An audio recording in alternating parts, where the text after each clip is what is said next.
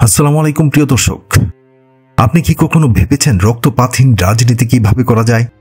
আপনার প্রতিপক্ষ যখন মিথ্যা অভিযোগের তীর ছোড়ে তখন কিভাবে এক ফোঁটা রক্ত না ঝরিয়ে তার দাঁত ভাঙ্গা জবাব দিতে হয়? আজ আমরা এমন সংগঠনের কথা বলবো যারা বুদ্ধির খেলায় আবারও নিজেদের সেরা প্রমাণ করেছে। তাদের এই পদক্ষেপ এতটাই স্মার্ট যে শুধু প্রতিপক্ষ নয়, অনেকেই অবাক হয়েছেন। ঢাকা বিশ্ববিদ্যালয়ের প্রাণকেন্দ্রে টিইসিতে তারা এমন এক চাল দিয়েছে যা শুধু বিএনপি, ছাত্রদল কিংবা বামপন্থীদের নয়, স্বয়ং তারেক রহমান এবং খালেদা জিয়াকেও বিস্মিত করেছে। কিভাবে জানতে হলে চোখ রাখুন দৃষ্টিকোণে। ছাত্রদল যখন নিজামী সাইদিকে রাজাকার আখ্যা দিয়ে শাহবাগের পক্ষে অবস্থান নিল, তখন অনেকেই ভেবেছিল ইসলামী ছাত্র শিবির এবার কুণ্ঠাসা হয়ে পড়বে। কিন্তু তাদের এই সিদ্ধান্ত ছিল নিছকই এক ভুল, কারণ এর মাত্র 12 ঘন্টার মধ্যেই শিবির তাদের বুদ্ধিমত্তার পরিচয় দিল।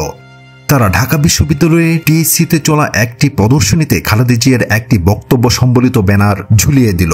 ব্যানারে লেখা ছিল, খালেদা জিয়া বলেছেন, মতিউর রহমান নিজামী, দেলোয়ার হোসেন সাঈদী, আলী আহসান মোহাম্মদ মুজাহিদ, আব্দুল কাদের মোল্লা এদের সবাইকে শেখ হাসিনা মিথ্যা মামলা দিয়ে গ্রেফতার করে রেখেছেন। তিনি ভেবেছেন এরা স্বাধীনতা বিরোধী, তাই তাদের গ্রেফতার করেছেন। আমি বলতে চাই, গোপন চুক্তি করে আওয়ামী লীগে আজ স্বাধীনতা বিরোধী শক্তি, তাই আগে তাদের ব্যবস্থা করতে হবে, তবে দেশ নিরাপদ হবে।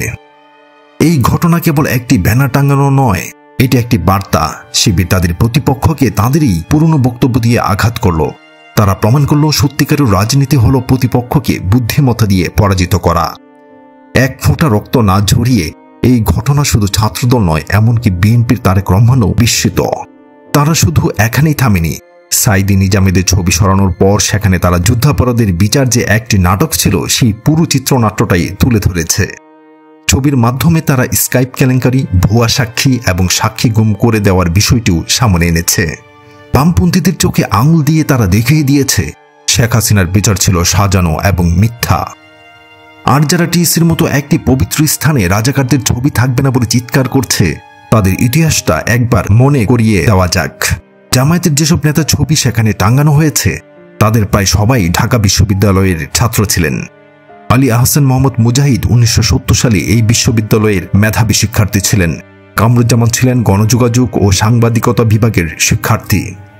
মতিউর রহমান নিজামী, মীর কাসেম আলী, এডিএম আজহার সবাই এই বিশ্ববিদ্যালয়ের প্রাক্তন ছাত্র।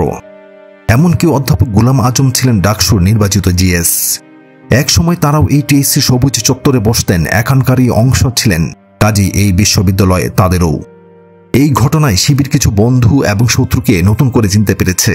তারা চিনেছে কাদেরের মতো গাদ্দারকে, যারা বামদের সাথে মিশে সাঈদী সাহেবকে রাজাকার বলেছে। তারা চিনেছে এনসিপি এর মতো গাদ্দারকেও, যারা এই ঘটনায় শিবিরের পাশে দাঁড়ায়নি, উল্টো বিপক্ষে চলে গেছে।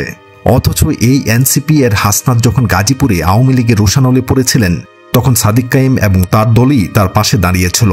কিন্তু আজ যখন শিবিরকে সমর্থন দেওয়ার দরকার ছিল, তখন তারা মুখ ফিরিয়ে নিয়েছে। এই ঘটনায় আবারও প্রমাণিত হলো যে শাহবাগ এবং ফেসিবাদের বিরুদ্ধে লড়াইয়ে ছাত্র শিবির একাই 100।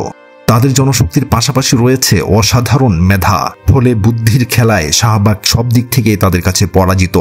দর্শক, আপনাদেরও কি তাই মনে হয়? এই ঘটনা নিয়ে আপনার মতামত কি? কমেন্ট বক্সে আমাদের জানাতে ভুলবেন না। আর আপনি যদি এই চ্যানেলে নতুন হয়ে থাকেন, তাহলে সাবস্ক্রাইব করে বেল আইকনটি বাজিয়ে রাখুন, যাতে এমন আরও আকর্ষণীয় এবং বিশ্লেষণধর্মী ভিডিও আপনি সবার আগে দেখতে পারেন। ধন্যবাদ।